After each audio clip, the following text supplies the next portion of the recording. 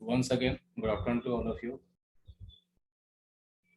Now I am going to share the screen.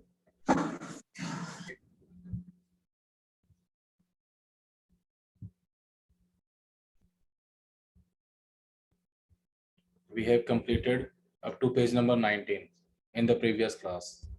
So today we are going to discuss from the page number 20. Okay.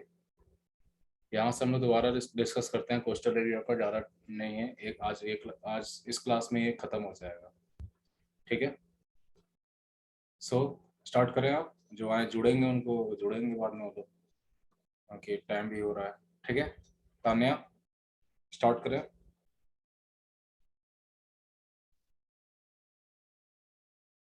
Yes, sir. Start करें.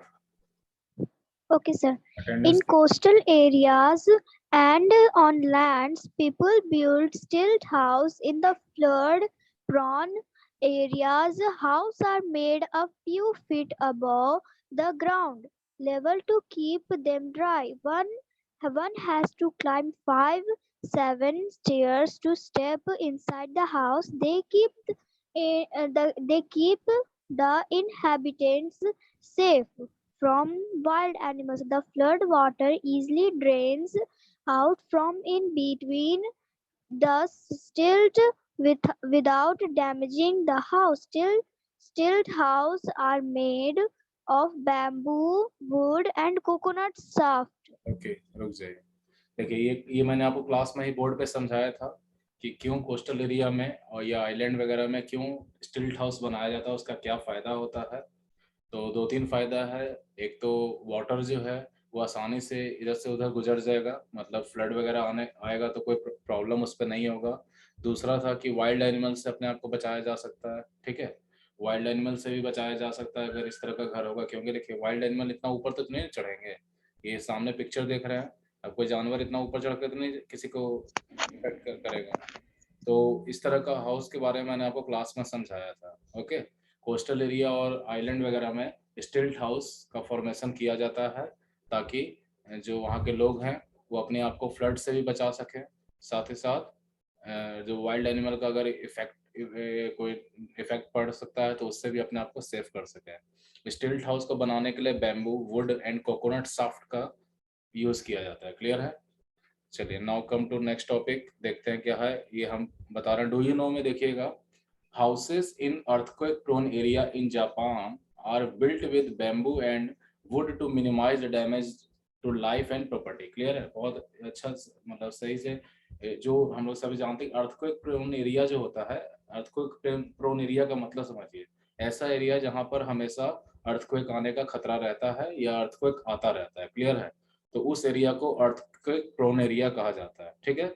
जिस area में continuously earthquake आते रहता है, जिस area में earthquake आने का ज़्यादा खतरा रहता है, उस एरिया को हम लोग क्या कहते हैं, अर्थक्वेक प्रोन एरिया कहते हैं. ठीक है. यहाँ पर एक एग्जांपल दिया है जापान का. जापान देश में हमेशा फ्लड अर्थक्वेक आते रहता है, तो इसलिए वहाँ भी जो घर है ना वो बैम्बू और वुड को यूज करके बनाया जाता है ताकि अगर अर्थक्वेक आए तो लोगों की प्रॉपर्टी का भी नुकसान कम हो और साथ ही साथ लाइफ का भी. जैसे मान के चलिए अगर बाय चांस आप घर में ही हैं और सारा घर गिर जाए तो लकड़ी का घर होगा तो उतना ज़्यादा आपको भी कोई इफेक्ट नहीं पड़ेगा, है ना. और इसी तरह पैसा भी कोई ज़्यादा खर्च नहीं होता लकड़ी का घर बनाने में, बैम्बू वगैरह यूज करके बनाने में, तो ज़्यादा प्रॉपर्टी का भी नुकसान नहीं होगा. और तीसरा चीज़ है कि रिबिल्डिंग करना इसको आसान है, मतलब अगर टूट गया तो इसको दोबारा दोबारा बनाना थोड़ा कम टाइम लगता है और आसान है. क्लियर है. चलिए नेक्स्ट आते हैं, नेक्स्ट टॉपिक. यहाँ क्या कह रहा है देखते हैं. We live in a society because we are dependent on other for the fulfillment of our need. देखिए, we are living in the society. if है ना, आप अपने घर में भी, अपने जहाँ आपका घर है वहाँ आसपास में आप सोसाइटी में रह रहे हैं. आप स्कूल में आते हैं तो स्कूल भी एक सोसाइटी है.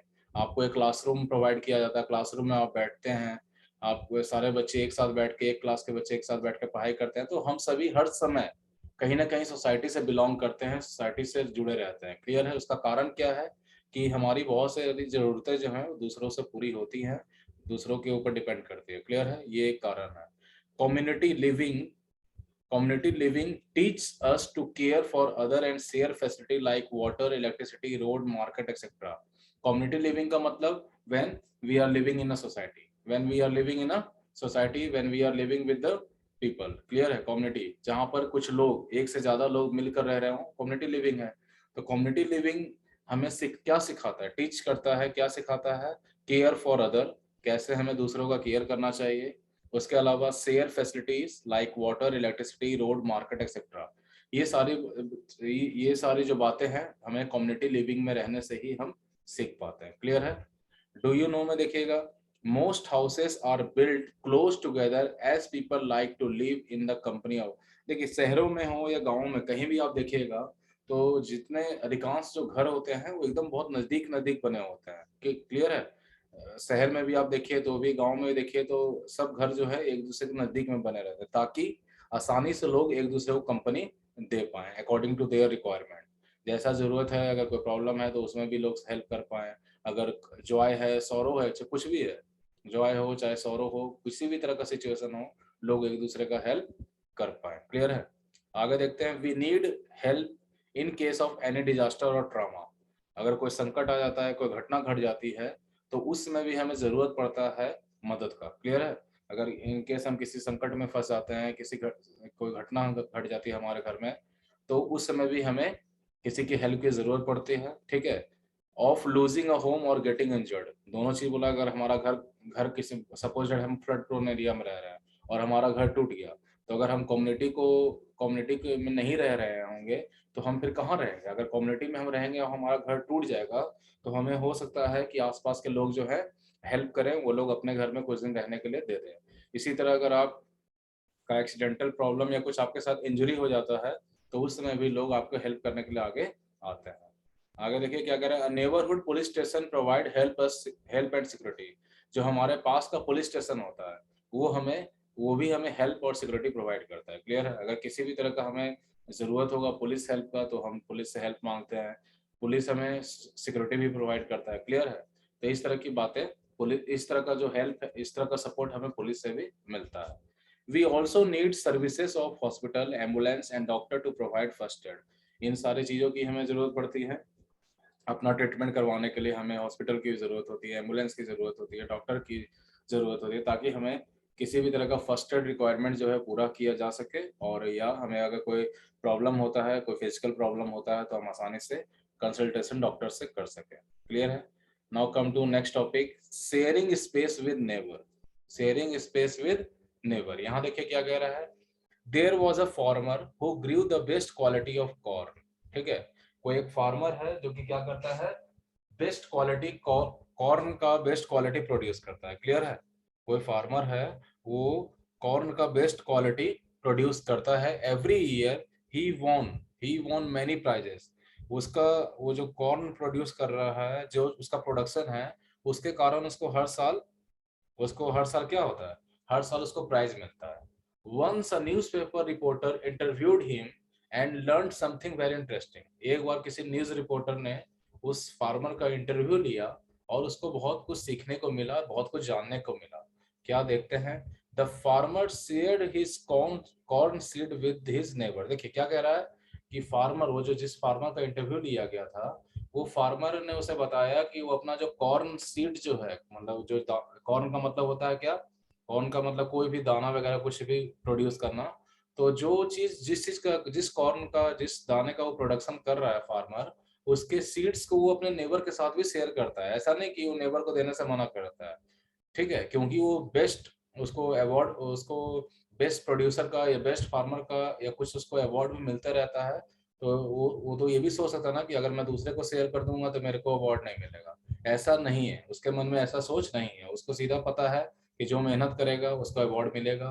सीड अगर मैं बांट भी दूंगा तो सीड्स बांटने से अवार्ड नहीं मिलता। सीड्स को सोइंग करना पड़ता है, उसका अच्छा से देखभाल करना पड़ता है, तब जाके हार्वेस्टिंग होता है। तभी जाके जब अच्छा प्रोडक्शन होगा तभी अवार्ड मिलेगा। क्लियर है? देखिए आगे कह रहे हैं, how can you afford to share your concept with your neighbour. ये जो रिपोर्टर है, न्यूज रिपोर्टर है, वो फार्मर से क्वेश्चन करता है कि आप ये कैसे अफोर्ड कर लेते हैं कि अपने बीज को आप किसी दूसरे नेबर को दे देते हैं।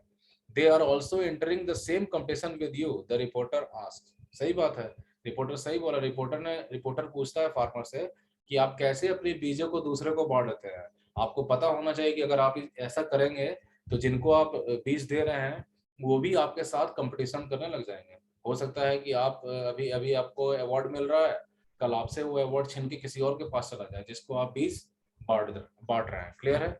आगे देखिए ये फार्मर क्या रिप्लाई करता है, सर सर, ये फार्मर ने बोला, sir said the farmer, farmer ने कहा, the wind pick up pollen from ripening corn and swirls it from field to field. क्या कह रहा है? The wind picks up pollen from the ripening corn and swirls it from field to field. Hence, I share my corn seed with all my neighbors so that we all grow good quality corn. How true? ठीक है, समझिए यहाँ पे क्या कह रहा है। यहाँ पे देखिए द विंड पिक्स, है ना, द विंड पिक्स, एक सेकंड रुकिएगा।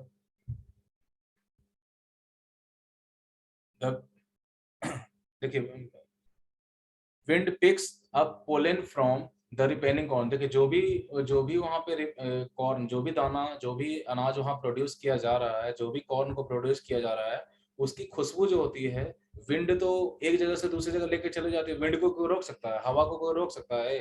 तुम मेरे खेत की खुशबू दूसरे जगह मत ले जाओ। आप ऐसे हवा को बोल सकते हैं? ऐसा तो आप हवा को नहीं ना बोल सकते हैं कि तुम मेरे खेत का जो सुगंध है उसको दूसरे जगह मत ले जाओ। ऐसे तो आप नहीं, ऐसे नहीं कर सकते हैं। तो यही चीज यहाँ पे कह रहा है, फार्मर कहता है रिपोर्टर को कि the wind picks up pollen from ripening corn and swirl it from field to field. जब हवा जो है वो मैं ठीक है नहीं दूंगा, मगर हवा तो कर रही है ना, हवा तो अपना काम कर ही रही है। हवा तो क्या कर रही है, क्या कर रही है कि वो मेरे मेरे मेरे द्वारा जो कॉर्न प्रोड्यूस किया जा रहा है उसकी खुशबू को एक फील्ड से एक फील्ड से दूसरे फील्ड तक फैला रही है। Hence I share my corn seed with all my neighbor। यही कारण है कि मैं अपना जो सीड्स है वो और भी नेबर को देता हूं ताकि सारे लोग गुड क्वालिटी का कॉर्न प्रोड्यूस करें। ठीक है, हाउ इज ट्रू। आगे देखिए क्या कर रहा है, you can not improve the quality of your life unless your neighbour life improve. का फार्मर कहता है कि जब तक, देखिए आपका लाइफ तभी इम्प्रूव कर पाएगा जब आपका नेबर भी इम्प्रूव करेगा। अगर आपका आस पड़ोस का कोई इंसान जो है वो दुखी है तो आप भी उतना ज्यादा इम्प्रूव नहीं कर पाइएगा। क्लियर है? Those who want happiness must help other to find happiness. जो लोग अपनी लाइफ में खुशी चाहते हैं उनके लिए बहुत ज्यादा जरूरी है कि वो अपने आसपास के भी लोगों की खुशी के लिए भी जो कुछ कर सकते हैं वो करें। The welfare of each and every member of the society is necessary. ठीक है, मतलब आप जिस समाज में रह रहे हैं, जिस सोसाइटी में रह रहे हैं, उस सोसाइटी के हर एक लोगों का वेलफेयर होना जरूरी है। अगर सभी लोगों का वेलफेयर होता है, सभी लोगों का डेवलपमेंट होता है तो आप हमेशा खुश रह पाइएगा। अगर आसपास के लोग आपके दुखी हैं तो आप भी अपनी खुशी को अच्छा, देखिए खुशी तब अच्छा लगता है ना जब हम खुशी को शेयर करें किसी के साथ, खुशी को हम एंजॉय करें। तो जब आपके पास कोई शेयर करने वाला इंसान ही नहीं रहेगा, क्योंकि सारे लोग आपके अगल बगल में दुखी होंगे, तो कौन आएगा आपकी खुशी में शामिल होने के लिए? अगर सभी लोग खुश होंगे तो आपके पास भी वो लोग आपकी खुशी में भी शामिल होंगे। तो जब हम खुशी, अपना जो हैप्पीनेस होता है उसको अगर हम शेयर करते हैं तो और ज्यादा हैप्पीनेस बढ़ता है। तो हैप्पीनेस शेयर हम उसी से करेंगे जो इंसान खुद हैप्पी हो। अब जो दुखी होगा उसको आप शेयर करने जाएगा तो आपको हो सकता है डांट के भगा भी दे, तुम अपना देखो, हमको अपने अपने सिचुएशन पे जीने दो। आगे क्या कर, the story highlight the importance of our responsibility and teach us community living. ये जो स्टोरी आपने अभी देखा, शेयरिंग स्पेस विद नेबर, इससे हमें क्या पता चलता है? इससे हमें पता चलता है what is the importance of responsibility, what is the importance of responsibility and what is the importance of community living. Community living का क्या, कैसे कम्युनिटी लिविंग बेटर है, कैसे कम्युनिटी लिविंग हमें बहुत कुछ सिखाता है, और क्या क्या हमारे हमारे जो रिस्पॉन्सिबिलिटी है वो क्या क्या होनी चाहिए, इसका क्या इंपॉर्टेंस है, ये सारी बातें हम इससे समझ सकते हैं। Create a happy and safe comfortable neighbourhood. हमें क्या करना चाहिए? एक हैप्पी, सेफ, कंफर्टेबल नेबरहुड हमेशा बनाने का कोशिश करना चाहिए। अगर देखिए द डू यू नो में क्या कह रहा है, the police encourages people to follow the neighbourhood watch plan. Police हमेशा लोगों को इनकरेज करती है, किसके लिए? Neighbourhood watch plan. मतलब आसपास में आपको नजर रखना चाहिए। अगर आप कहीं रह रहे हैं तो आपको आसपास में क्या हो रहा है उस पर थोड़ा नजर रखना चाहिए। एनी सस्पिशियस कैरेक्टर और activity in the locality must be reported by neighbours. अगर आपको आसपास में कुछ सस्पिशियस एक्टिविटी होते हुए नजर आता है, अगर आपके नजर में वो आ गया है, तो आपको उसको जरूर अपने नेबर से शेयर करना चाहिए, ठीक है। It is a wonderful way of crime prevention and ensuring safety of residents, specially the elderly member and children. अगर इस तरह से अगर आप करते हैं, सपोज दैट कि अगर आपको कुछ एक्टिविटी दिख रहा है, कुछ आपको अगर निगेटिव एक्टिविटी दिख रहा है, कोई निगेटिव कैरेक्टर का पर्सन दिख रहा है, तो अगर उसके बारे में आप आसपास के नेबर्स को बोलते हैं, तो इससे क्या होगा, किसी भी तरह के क्राइम को रोकने में हेल्प मिलेगा। साथ ही साथ लोगों का सिक्योरिटी को भी इंश्योर किया जा सकता है, लोगों का सेफ्टी को भी इंश्योर किया जा सकता है। इसके अलावा खास करके एल्डरली मेंबर्स और बच्चे, इन लोगों का तो मान के चलिए कि कोई अगर सस्पेक्टेड पर्सन होगा तो हो सकता है कुछ निगेटिव एक्टिविटी वो कर सकता है, जिससे कि बच्चों को या एल्डरली मेंबर को नुकसान होता है। इनको नुकसान से बचाने के लिए, इनको सेफ रखने के लिए हमें ये चीज करना चाहिए। क्या करना चाहिए? Neighbourhood watch plan. ये हमें हमेशा अपने सोसाइटी में एक्टिव रखना चाहिए। आपके आसपास में जो भी एक्टिविटीज हो रही है उस पर आपको नजर रखना चाहिए। देखिए यहाँ पे दो तीन इमेज देके समझाया गया है ना। The community protected neighbourhood watch. अगर नेबरहुड वॉच का पॉलिसी फॉलो किया जाता है तो कोई भी कम्युनिटी जो है प्रोटेक्टेड मानी जाएगी। Neighbourhood watch patrolling for piece neighbourhood watches. अगर आपको चारों ओर हमेशा शांति रखना है तो आपको नेबरहुड वॉच प्लान को फॉलो करना पड़ेगा। क्लियर है? चलिए now come to next topic, caring for neighbour. अब देखिए, अब है केयरिंग फॉर नेबर, अपने पड़ोसियों का भी केयर करना है ना, आपके जो नेबर्स हैं उनका भी केयर करना। आगे क्या कह रहा है देखिए, most people keep their own homes neat and tidy from inside but do not hesitate to throw the garbage on the street. देखिए अधिकांश जो लोग होते हैं वो अपने घर को तो साफ सुथरा रखते हैं ना। आप अपने घर में हमेशा साफ सफाई करते हैं, अपने घर का साफ सफाई पे हमेशा ध्यान देते हैं, है ना। बट वही साफ सफाई आप बाहर में नहीं रखते। आप अपने घर से जो भी कूड़ा निकलेगा उसको स्ट्रीट में, रोड पे फेंक दीजिएगा, गली में फेंक दीजिएगा। तो आपने घर को तो साफ कर लिया आपके हिसाब से, बट आपने सोसाइटी को तो गंदा कर दिया ना, आपने स्ट्रीट को तो गंदा कर दिया ना। आगे क्या कह रहा है, imagine the condition of state if everyone acted in this same manner. Suppose that जो काम आप कर रहे हैं, आप अपने घर का कूड़ा कचरा उठा के अगर रोड पे फेंक दे रहे हैं, और अगर ऐसा सभी लोग करने लग जाएं, तो फिर सोचिए क्या होगा। क्या पॉसिबल है कि आप घर से बाहर निकल पाइएगा? अगर गलत कर रहे हैं, आप घर से कूड़ा निकाल कर रोड पे फेंक रहे हैं, और सभी लोग अगर ऐसा करने लग जाएंगे, तो कैसा रहेगा? फिर क्या होगा, उस सोसाइटी का क्या होगा? देखिए यहाँ पे क्या करें, we must keep the same cleanness standard for the surrounding that we keep for our house. जैसा हम अपने घर को साफ सुथरा रखने की कोशिश करते हैं, उसी तरह हमें अपने सोसाइटी को भी साफ सुथरा रखने का कोशिश करना चाहिए, अपना सराउंडिंग्स को भी साफ रखने का कोशिश करना चाहिए। A clean neighbourhood does not have garbage हिप्स, flies, mosquitoes and unpleasant smell. देखिए अगर आपका नेबरहुड, आपका अगर आसपास का एरिया अगर पूरा साफ सुथरा है, तो ना ही आपको कोई गार्बेज, कूड़ा कचरा का ढेर नजर आएगा कहीं, ना ही आपको किसी तरह के कीड़े मकोड़े का इफेक्ट देखने को मिलेगा, ना ही आपको मॉस्किटोज का इफेक्ट देखने को मिलेगा, और ना ही आपको किसी तरह का स्मेल का सामना करना पड़ेगा। मतलब अगर आपका सोसाइटी क्लीन है तो आपको इन सारी चीजों को फेस नहीं करना पड़ेगा।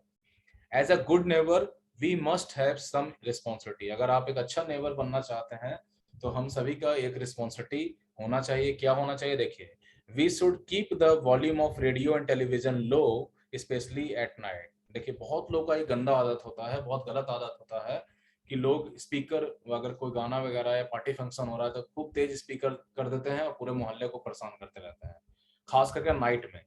तो ऐसे ऐसे एक्टिविटी अगर होता है तो हमें इसको नहीं करना चाहिए, ताकि हम आसपास के लोगों को परेशानी में नहीं डालें। आप खुशी मनाइए ना, आपको कौन कह रहा है स्पीकर नहीं चलाइए, स्पीकर का वॉल्यूम मत बढ़ाइए, मगर उसको ऐसा रखिए ताकि आपको उससे सिर्फ हेल्प मिले, आसपास के लोगों को उससे प्रॉब्लम नहीं हो।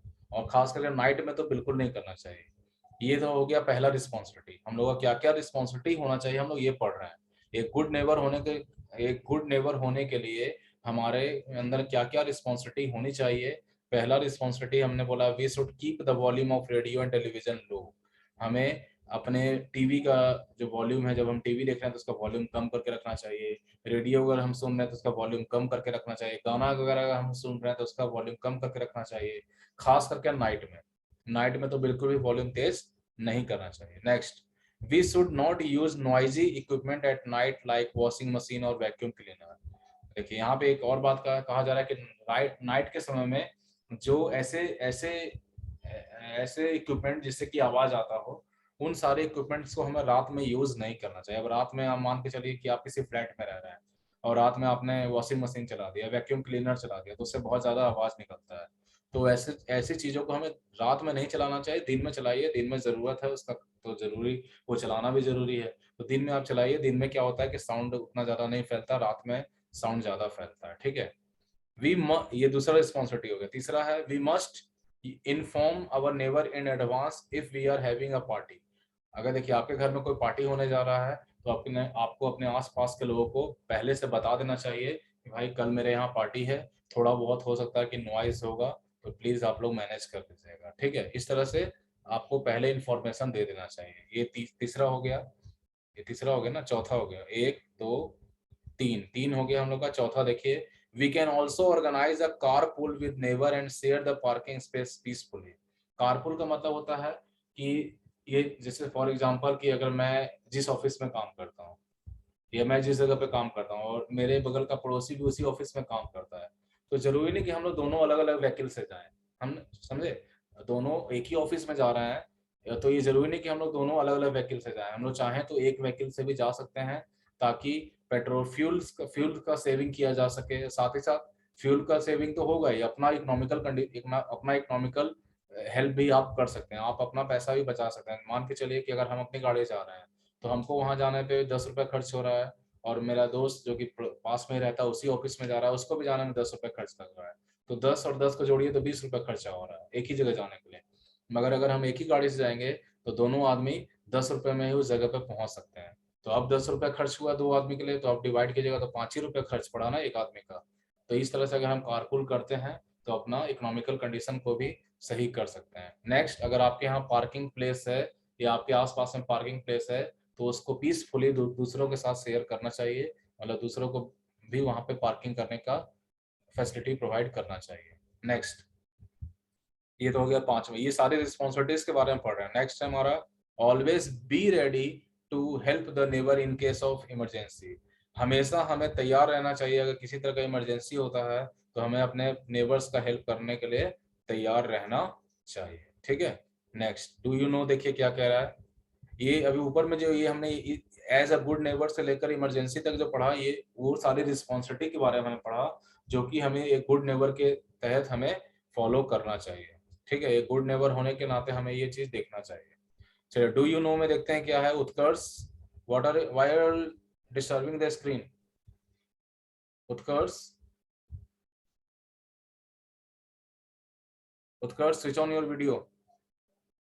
उत्कर्ष, if you will not switch on your video then I will। क्यों इस पे स्क्रीन पे क्यों डिस्टर्ब कर रहा हूँ?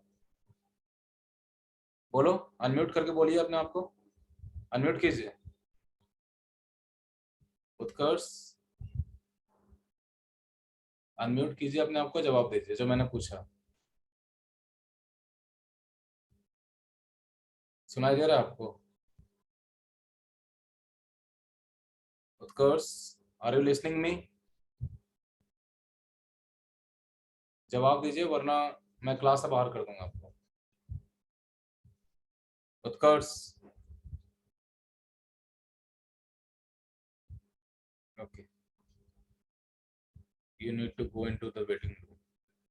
चलिए, नेक्स्ट, अगर डू यू नो में देखते हैं, like human being ants and bees also live in colony. देखिए, जैसे कि हम लोग एक जगह एक सोसाइटी में रहते हैं, उसी तरह जो आप चींटियों को देखते होंगे, बीज को देखते होंगे, मधुमक्खियों को, वो लोग भी एक झुंड में रहते हैं, वो लोग भी एकजुट होकर रहते हैं।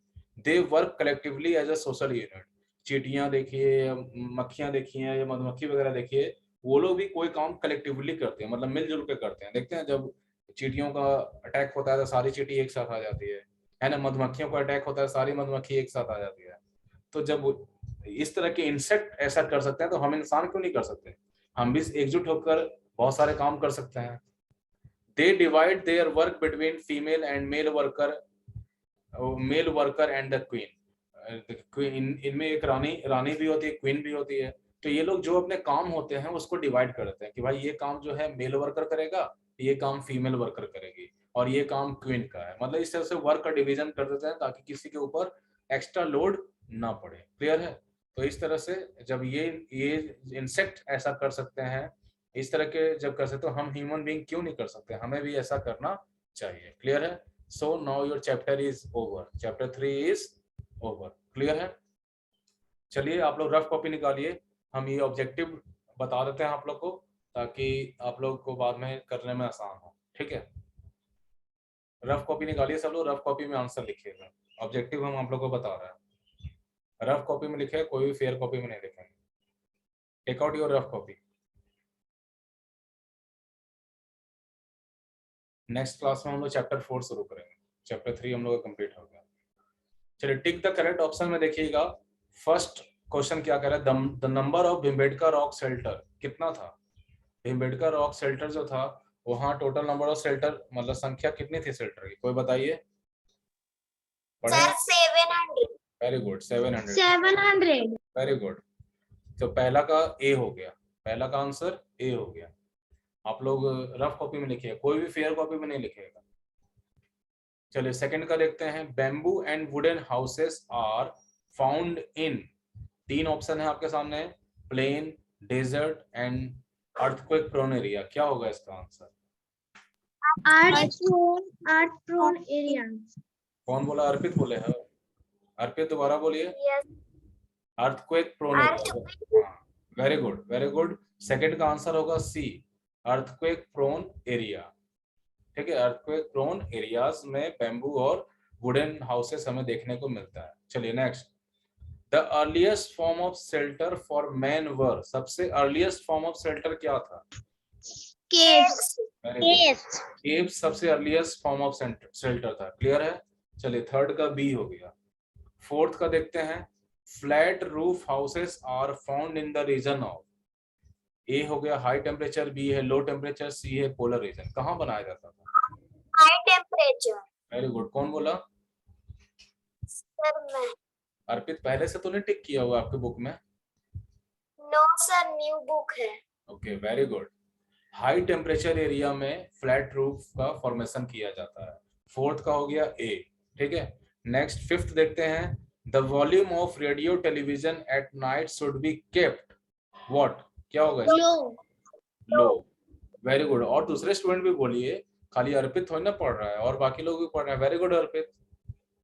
चलिए next fill in the blanks पे आते हैं। फिल इन द ब्लैंक्स में देखिए क्या है। पहला क्वेश्चन, ऊपर हेल्प बॉक्स दिया हुआ, उसका हेल्प लेके हमें करना है। We live in society because we are dash on other for fulfilment of our need. क्या होगा? डिपेंडेंट। क्या होगा? डिपेंडेंट। आप रफ कॉपी में आंसर लिखिएगा। बी का फर्स्ट का होगा डिपेंडेंट। ठीक है, फिर हम क्लास में इसको नहीं बताएंगे, जब हम लोग ऑफलाइन क्लास में रहेंगे तो हम नहीं बताएंगे, इसलिए आप लोग रफ कॉपी में लिख लीजिए।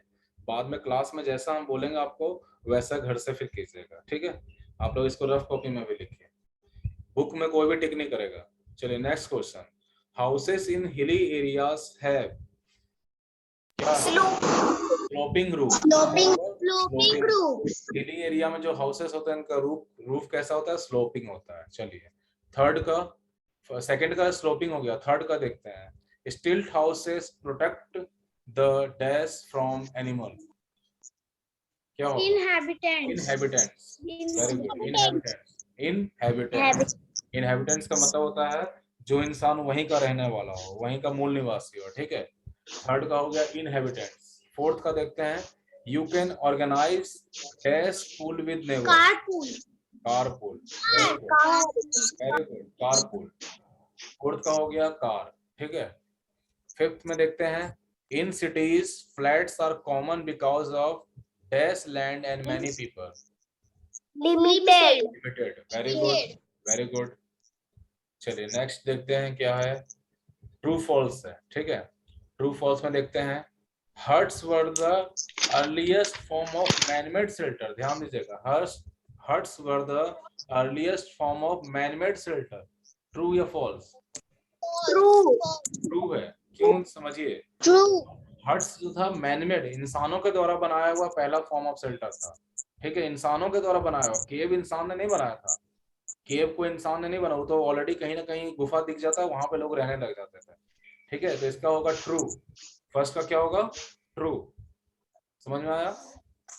हट्स हट्स जो हट्स वगैरह जो होते थे वो earliest form of manmade shelter था. फर्स्ट का आंसर ट्रू होगा. Second, Bhimbetka rock shelter are 9000 years old. True या false? True. True. True. Second का भी ट्रू होगा. चलिए next, the houses in the hilly areas have flat roofs. True होगा या false? False. Hilly, very good. Hilly area में जो houses बनते हैं उनके जो रूफ्स होते हैं वो स्लोप होते हैं, फ्लैट नहीं होते. तो यहाँ क्या होगा? फॉल्स. यहाँ क्या होगा? फॉल्स. थर्ड का फॉल्स हो गया. नेक्स्ट फोर्थ देखते हैं, we must never help our neighbour in case of emergency. True होगा या फॉल्स? False. फॉल्स होगा. फोर्थ का भी फॉल्स होगा. चलिए नेक्स्ट क्वेश्चन पे आते हैं. Most people do not hesitate to throw garbage on street. True या false? बोलिए, ट्रू होगा या फॉल्स होगा? अर्पित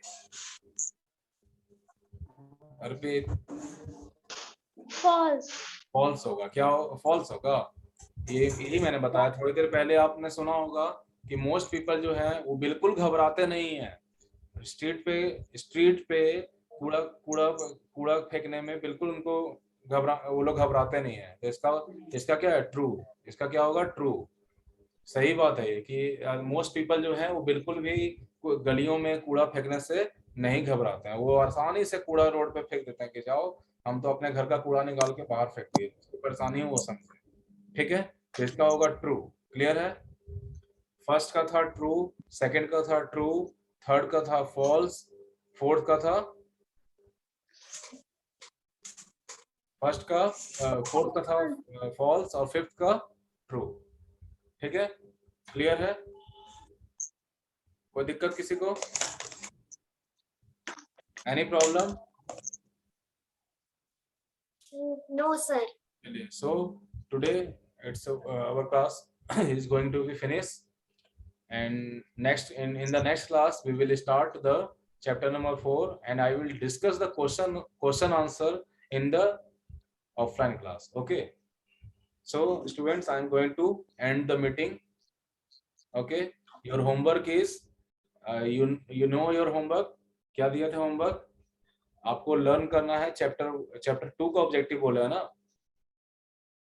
सॉरी, चैप्टर 1 का क्वेश्चन नंबर जो डी है वो याद करने के लिए बोले. सिर्फ कंटिन्यू कीजिएगा.